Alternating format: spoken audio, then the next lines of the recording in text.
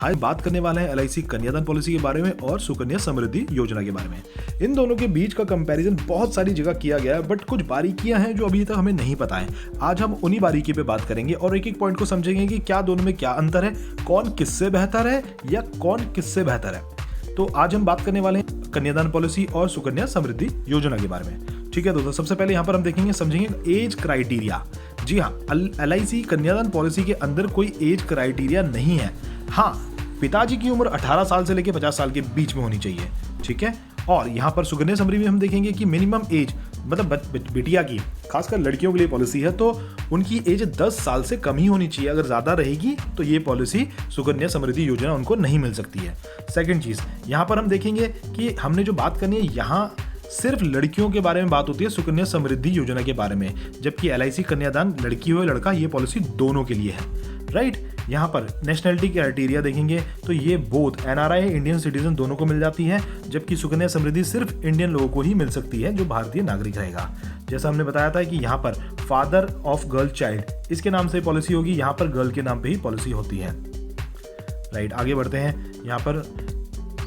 यहाँ पर minimum sum assured 1 lakh रुपए स्टार्ट है, मैक्सिमम की कोई लिमिट नहीं है दोस्तों, बट यहाँ पर लिमिटेड एज पर पेमेंट मेड, आपके ऊपर निर्भर करता है आप कितना पैसा इसमें जमा कर सकते हैं, क्योंकि मिनिमम सुकन्या समृद्धि 250 रुपये सालाना से भी जमा हो जाती है, और करो ना करो वो भी फर्क नहीं पड़ता उसमें। बट दोस्तों, जब हम बच्चों के फ्यूचर के बारे में बात कर रहे होते हैं तो हमें डिसिप्लिन होना बहुत ज़रूरी है।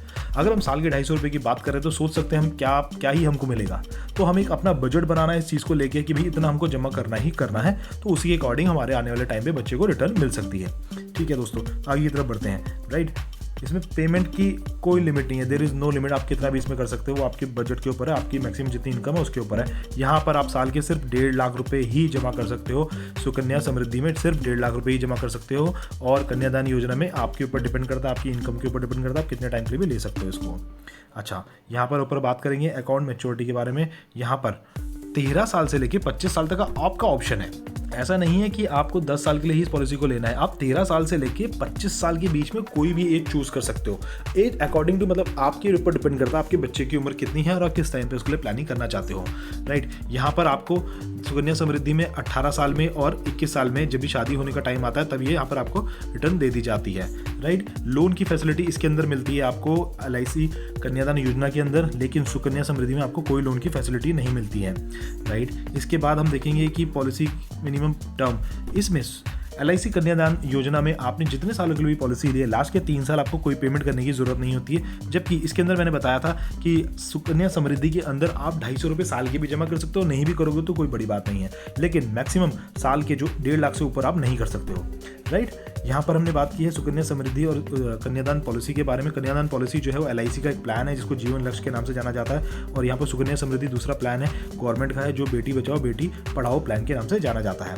राइट, इसके बाद हम बात करते हैं in case of death. In case of death की अगर बात करेंगे तो यहाँ पर हमें प्रीमियम नहीं पे करना पड़ता है अगर पॉलिसी होल्डर यानी कि फादर, देखिए एलआईसी कन्यादान के अंदर पिता यानी कि फादर का इंश्योरेंस भी कवर होगा और बिटिया के लिए कन्यादान के समय या उसके आने वाले फ्यूचर के लिए पैसे भी जोड़े जाते हैं। बट यहाँ पर हम देख रहे हैं कि सुकन्या समृद्धि के अंदर अगर पॉलिसी होल्डर कुछ हो जाता है, जो पैसा आपने जमा किया है उसके साथ साथ जो इंटरेस्ट उस टाइम का बनता है वो वापस कर दिया जाता है, कोई इंश्योरेंस का अमाउंट नहीं दिया जाता है। जबकि हम यहाँ बात करेंगे, यहाँ पर एलआईसी कन्यादान में हम बात करेंगे, मान लो किसी ने 5 लाख की पॉलिसी ले रखी है और मान लीजिए किसी ने 5 लाख की पॉलिसी ले रखी है, पॉलिसी धारक की मृत्यु हो जाती है तो उस टाइम पे उनके परिवार को 5 लाख रुपए तुरंत दे दिए जाते हैं। राइट, तुरंत 5 लाख रुपए दे दिए जाते हैं। अगर एक्सीडेंट की वजह से मृत्यु हुई है तो 10 लाख रुपए दे दिए जाते हैं, जबकि ये सुविधा सुकन्या समृद्धि के अंदर नहीं है। ये तो हुआ, मैंने आपको एक पॉइंट बताया दोस्तों, इसके ऐसे 3 पॉइंट है। कन्यादान पॉलिसी के अंदर मान लीजिए अगर पॉलिसी धारक की मृत्यु हो जाती है तो पहले तो क्लेम मिल जाता है, उसके बाद जितने साल पॉलिसी को बचे हुए हैं, राइट, जितने साल पॉलिसी को बचे हुए हैं उस टाइम तक उनको पेंशन दी जाती है, और लास्ट में जब जितने सालों के लिए आपने पॉलिसी चूज की थी उस टाइम पे आपको मैच्योरिटी अमाउंट भी दे दी जाती है, यानी कि 3 बार पैसे मिलते हैं पॉलिसी धारक की मृत्यु होने के बाद में। और जब पॉलिसी धारक की मृत्यु हो जाएगी तब उसके आगे इस पॉलिसी के अंदर कोई भुगतान करने की जरूरत नहीं है, सारे भुगतान माफ कर देती है एलआईसी। ठीक है दोस्तों, ये चीज़ तो आपको समझ में आ गई होगी, मैं फिर भी थोड़ा डिटेल में बात कर लेता हूँ। राइट, यहाँ पर हमने बात की है कि सुकन्या समृद्धि में हमें सिर्फ लड़कियों के लिए पॉलिसी लेनी है, उनकी उम्र 10 साल से ज़्यादा नहीं होनी चाहिए, जबकि हम यहाँ देख रहे हैं कि कन्यादान पॉलिसी के अंदर एज का कोई क्राइटेरिया नहीं है, बच्चे की एज डिपेंड करती है फादर की एज के ऊपर। 18 से लेके 50 से 60 साल का व्यक्ति इस पॉलिसी को यूज़ कर सकता है। राइट, अच्छा लास्ट के 3 साल नहीं पे करने हैं, जैसे दिखा है डिफरेंस है 3 साल में, मतलब का मतलब ये कि पॉलिसी आपने 25 साल के लिए ली है तो लास्ट के 3 साल पे नहीं करना है, यानी 22 सालों तक ही पे करना है। पेमेंट मोड आप annually, half yearly, quarterly use कर सकते हो, राइट। यहाँ पर दे रखा है कि अगर पॉलिसी होल्डर के साथ कोई दुर्घटना हो जाती है तो सम एश्योर्ड, यानी कि मान लीजिए सम एश्योर्ड एक ऐसी एक अमाउंट है जो कि पॉलिसी धारक रहे ना रहे, आपने चूज़ किया है वो कि इतने की पॉलिसी मैं करा रहा हूँ। इसका मतलब ये नहीं आपने कोई इतने पैसे दे देने, मान लीजिए 10 लाख की कोई पॉलिसी है तो उसके अंदर पॉलिसी धारक को कुछ हो गया तो 10% यानी कि 1 लाख रुपए पॉलिसी होल्डर के परिवार को एज अ पेंशन मिलता रहेगा जब तक पॉलिसी पूरी नहीं हो जाती है, राइट। हमने बात की थी 13 साल से 25 साल तक इस प्लान को आप कभी भी चूज कर सकते हैं।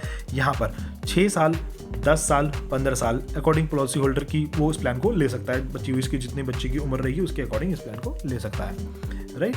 इसके बाद हमने देखना है कि पॉलिसी होल्डर हाँ, पॉलिसी होल्डर को दुर्घटना हो जाती है तो उनको ये पॉलिसी कंटिन्यू कराती है LIC, लेकिन कोई चार्ज नहीं दिए जाते हैं, उसमें कोई अलग से पेमेंट नहीं करनी पड़ती है, लोन की सुविधा इसके अंदर मिल जाती है, राइट।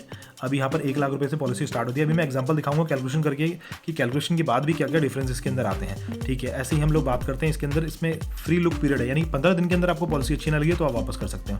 ग्रेस पीरियड 30 दिन का है, 30 दिन में अगर पॉलिसी आपको मतलब मान लीजिए आपने कोई पॉलिसी ली है, उसका साल का टाइम आ जाता है कि मार्च में आपने भरनी है, अगर आप मार्च में नहीं भर पाते हो तो आप उसको अप्रैल में भी भर सकते हो, जो बेनिफिट्स रहेंगे कंटिन्यू रहेंगे, एक महीने का आपका ग्रेस पीरियड इसके अंदर मिल जाता है आपको। सरेंडर वैल्यू आप इसको सरेंडर भी कर सकते हो जब आपको लगता है कि भैया मेरे को नहीं पॉलिसी कंटिन्यू हो पा रही है, राइट, अब मेरे को इसको सरेंडर कर देना है, मेरे पे इतने पैसे नहीं है, मेरे को ज़रूरत है पैसों की, तो मैं आपको रिक्वेस्ट करूंगा कि सरेंडर करने से पहले आप इसके अंदर लोन ले लीजिएगा।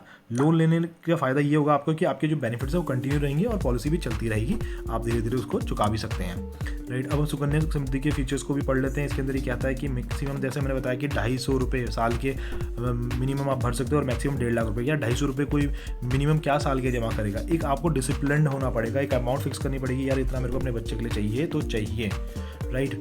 यहाँ पर इनको जो पैसा मिलता है मैच्योरिटी का वो मिलता है बेटी को 18 वर्ष में अगर शादी हो रही है तब मिल जाएगा, 21 में मिल जाएगा, राइट। और यहाँ पर 10 साल से नीचे उम्र होनी चाहिए, उसके ऊपर रहेगा तो फिर अकाउंट नहीं खुल पाता उनका, राइट। यहाँ पर इन्होंने बताया ये 7.6 का इनका रेट ऑफ इंटरेस्ट है। अभी रेट ऑफ इंटरेस्ट के बारे में बात कर लेते हैं, ये रेट ऑफ इंटरेस्ट कैसे आया है। अच्छा, मैं एक चीज़ और देख रहा हूँ यहाँ पर, ये कह रहे हैं कि ये गारंटेड मैच्योरिटी प्लान है। इन दोनों चीज़ों के जवाब मैं आपको भी अगली वीडियो में दे देता हूँ। ये गारंटेड मैच्योरिटी बेनिफिट कैसे है ये भी मैं आपको बता देता हूँ। सुकन्या समृद्धि को क्यों बोल रहे हैं कि गारंटेड है, अभी मैं इसको बताता हूँ कि गारंटेड कैसे है या नहीं है, वो भी समझ लेते हैं, ठीक है दोस्तों। अब यहाँ पर हमने देखा है ये चीज़ें तो आपको समझ में आ गई, ये सारी वही सारी चीज़ें हैं। चलिए दूसरी साइड, हाँ एक पॉइंट और बात करें, ये दोनों ही प्लान्स, तो ये दोनों के दोनों प्लान्स जो हैं वो 80C सेक्शन 80C के अंदर आते हैं, जिसमें कि आपको कोई टैक्स, आपको रिबेट मिलती है टैक्स में जो प्रीमियम आप पे करते हैं। और LIC कन्यादान पॉलिसी के अंदर एक बेनिफिट और है जो आपको मैच्योरिटी कल को मिलेगी, वो बिल्कुल टैक्स फ्री होगी, आपको उसमें टैक्स देने की ज़रूरत नहीं है, राइट। अब हम दूसरे स्लाइड पर आ जाते हैं। दूसरी स्लाइड का मतलब क्या है हमारा, ओके, यहाँ पर हमने ये आपको ऑनलाइन मिल जाएगा, आप चाहो तो ऑनलाइन जाके ये चार्ट निकाल सकते हो। उसमें आपको टाइप करना है सिर्फ Sukanya Samriddhi rate of interest in last 5 years, तो आपको ये चार्ट आपके सामने आ जाएगा। अब ये चार्ट क्या बोलता है वो समझ लेते हैं पहले। ये चार्ट बोलता है कि जब ये पॉलिसी लॉन्च हुई थी, अब 1 अप्रैल 2014 में, तब इसका रेट ऑफ इंटरेस्ट 9.10 था। उसके बाद हर साल आप देख रहे हैं यहाँ पर रेट ऑफ इंटरेस्ट नीचे गिर रहा है, और आज की डेट में जो 2020 का है ये, राइट, 2020 से 2022 तक ही चल रहा है, सेम है। तो अभी इसका जो रेट ऑफ इंटरेस्ट 7.6 है। जब रेट ऑफ इंटरेस्ट नीचे गिर रहा है तो गारंटेड प्लान कैसे रह गया है। मैं ये नहीं कह रहा कि कन्यादान पॉलिसी भी गारंटेड प्लान है, लेकिन वो प्लान गारंटेड नहीं है, लेकिन उसके फीचर्स गारंटेड है। जब उसमें बताया गया कि पॉलिसी होल्डर के साथ कोई दुर्घटना होती है तो ऐसे ऐसे आपको रिटर्न मिलती है, पेंशन मिलती है और मैच्योरिटी अमाउंट मिलता है, वो तो फिक्स अमाउंट है, वो तो फिक्स है। लेकिन हाँ, ये रेट ऑफ इंटरेस्ट इसके अंदर भी गारंटेड नहीं है जैसा बताया गया था। तो ये चीज़ आपकी क्लियर हो गई होगी। अब मैं आपको फटाफट से कैलकुलेशन करके बता देता हूँ। इसमें भी चलिए, इसमें भी हम एग्जांपल ले लेते हैं। पिताजी की उम्र मान लीजिए 32 साल की है, जैसे कि बताया था कि पिताजी के नाम पे प्लान लेना चाहिए, मिलता है, राइट। तो 21 साल का ये प्लान है, पिताजी और माताजी दोनों के नाम पे मिल जाता है, जिसको जो उस टाइम पे अवेलेबल हो उसके हिसाब से वो ले सकते हैं। 21 साल का प्लान है, 21 साल में मैच्योरिटी मिलेगी, लेकिन इसके अंदर 18 साल पे करना है सिर्फ आपको। मैं 1 लाख रुपये का बजट बना के दिखा देता हूँ आपको, उसके बाद में मैं इसमें आपको साथ के साथ 10 लाख रुपए का बजट बना के दिखा दूंगा, तो आपके ऊपर डिपेंड करता है आप कैसे इसको लेना चाहते हो। यहाँ पर समझ रहे हैं हम सबसे पहले कि एक व्यक्ति है जिन्होंने 32 साल की उम्र प्लान लिया है, 1 लाख रुपए का सम एश्योर्ड है। सम एश्योर्ड मतलब कि 1 लाख रुपए जमा नहीं करने हैं, 1 लाख रुपए इंश्योरेंस अमाउंट उन्होंने फिक्स कर लिया अपने लिए। 21 साल में मैच्योरिटी मिल जाएगी, जब बेटिया 21 साल की हो जाएगी तभी प्लान में मैच्योरिटी देता है, 18 साल पे करना है। फर्स्ट साल का प्रीमियम ये है, सेकंड साल का प्रीमियम ये है। इसका जो प्रीमियम आता है मंथली का वो 470 रुपये का आता है, बस ₹491, अगर टैक्स मिला हो तो 491, यानी ₹500 पकड़ लेते हैं। ₹500 आपको महीने के इसके अंदर जमा करने होते हैं। ये इतना सिंपल सा प्लान है और ये सारे फीचर जो मैंने बताया था आपको इसी के अंदर मिलते हैं, इसी फीचर के अंदर। अब इसकी कैलकुलेशन पार्ट की तरफ आ जाते हैं। ईयरली प्रीमियम यहाँ पर आ रहा है कि आपने कितना पे करना है, राइट। यहाँ से एज है आपकी, कितनी एज से लेकर कितनी एज में मैच्योरिटी हो रही है। ये आपका नेचुरल डेथ कवर है, यानी कि प्राकृतिक मृत्यु, यानी कि नॉर्मल मृत्यु जो होती है पॉलिसी होल्डर के साथ में, तो उस टाइम पे ये क्लेम मिलता है। और इस एज में, यानी कि उम्र तो बढ़ती रहेगी, तो ये क्लेम भी यहाँ पर इस तरीके से घटता रहेगा। इस पॉलिसी के अंदर क्लेम घट क्यों रहा है? क्योंकि जैसे मैंने बताया था कि पेंशन मिलेगी, तो जितने साल पॉलिसी होल्डर जीते रहेंगे उनकी पेंशन कम होती जाएगी, क्योंकि ऑब्वियस सी बात है कि जब वो चले जाएंगे तभी उनके परिवार को पेंशन मिलेगी। इस पॉलिसी के अंतर्गत साल के 10,000 रुपये पेंशन उनको मिलती है और पॉलिसी होल्डर को छूट जाता है जब तक मैच्योरिटी पूरी नहीं होती है। ये एक्सीडेंटल कवरेज है, राइट। ये आपका कैश वैल्यू है, जो सरेंडर वैल्यू में इसको मैं बोला था, आप कभी भी इसको सरेंडर करना चाहो तो कर सकते हो। इस पॉलिसी के अंदर ये फैसिलिटी होती है, राइट। आपने यहाँ पर जमा किए हैं 1 लाख रुपये और आपको जो रिटर्न मिलती है वो तकरीबन 2 लाख रुपये के आसपास की मिल जाती है। मान लीजिए पॉलिसी होल्डर 40 साल की, यानी कि 32 साल में उन्होंने प्लान लिया था, यहाँ पर 40 साल की एज में वो नहीं रहते हैं, राइट। तो अगर नेचुरल डेथ है तो 3,29,000 रुपये मिलेंगे और अगर एक्सीडेंटल डेथ है तो 4,29,000 रुपये इनको मिलते हैं। अगर पॉलिसी होल्डर ऐसे कहते हैं कि मेरे को अभी 50 साल की उम्र में मेरे को पैसों की ज़रूरत है, या फिर बीच में उनको कभी पैसों की ज़रूरत पड़ती है, तो यहाँ पर इतना अमाउंट उनका फिक्स है, यहाँ से वो कभी भी विड्रॉ कर सकते हैं। ये वो विड्रॉल अमाउंट है जो वो यहाँ से निकाल सकते हैं, राइट। ये तो होगी एक कैलकुलेशन। दूसरी कैलकुलेशन मैं कर लेता हूँ जिसमें कि 10 लाख रुपए का इसमें सम एश्योर्ड चूज़ कर लेता हूँ। इसके बीच में भी सम एश्योर्ड है, वो मैं एग्जांपल के तौर पे आपको बता रहा हूँ, इसीलिए पूरी कैलकुलेशन इसी के हिसाब से चल रही है। 10 लाख का सम एश्योर्ड है, 21 साल का प्लान है, 18 साल की एज तक ही पेमेंट करनी है बच्चे की, 3 साल के लास्ट में नहीं करनी। पहले साल का प्रीमियम ये है, सेकंड साल का प्रीमियम ये है आपकी स्क्रीन पे, ये वाला देखिएगा, ये टैक्स के साथ में है, राइट। इसके साथ भी ये कैलकुलेशन समझ लेते हैं, राइट। ये आपका प्रीमियम जा रहा है, एज जा रही है, यहाँ पर आपका नेचुरल डेथ कवर है, ये एक्सीडेंटल है, ये आपका सरेंडर वैल्यू है। यहाँ पर आपने इस पॉलिसी के अंदर जो पैसे जमा करने होते हैं 9,64,000 रुपये के आसपास होते हैं और आपको जो रिटर्न मिलती है वो 20 लाख रुपये के आसपास की मिलती है। ये सारे बेनिफिट्स के साथ में जो मैंने बताए थे, डेथ बेनिफिट के 3 जो उसमें क्लेम्स आपको मिल रहे हैं वो सारे इसके अंदर कवर रहेंगे, चाहे वो कोई सी भी पॉलिसी हो। दोस्तों बहुत सारे ऐसे लोग हैं जिनको अभी ये जानकारी नहीं है, तो ये जो वीडियो है आप उन तक शेयर कर सकते हैं ताकि आप लोगों को दोनों के बीच का डिफरेंस पता चल सके और जो बेनिफिट्स हैं वो सारे उन लोगों को पता चल सके। क्योंकि जब कोई प्लानिंग कर रहा होता है अपने बच्चों के फ्यूचर के लिए, तो प्लानिंग थोड़ी सॉलिड होनी चाहिए। ऐसा नहीं कि अब आज कर दिया कल नहीं करा, इस साल दे दिया इस साल नहीं दिया, ऐसा नहीं होता है। एक डिसिप्लिन, बार बार मैं डिसिप्लिन वर्ड का यूज़ इसलिए कर रहा हूँ कि जब तक आप अनुशासन को नहीं फॉलो करेंगे तो वो चीज़ आपके लिए वर्कआउट नहीं करेगी। आई होप दोस्तों आपको मेरी वीडियो पसंद आई होगी। अगर कोई डाउट्स है तो कमेंट बॉक्स में मुझे भेज सकते हैं।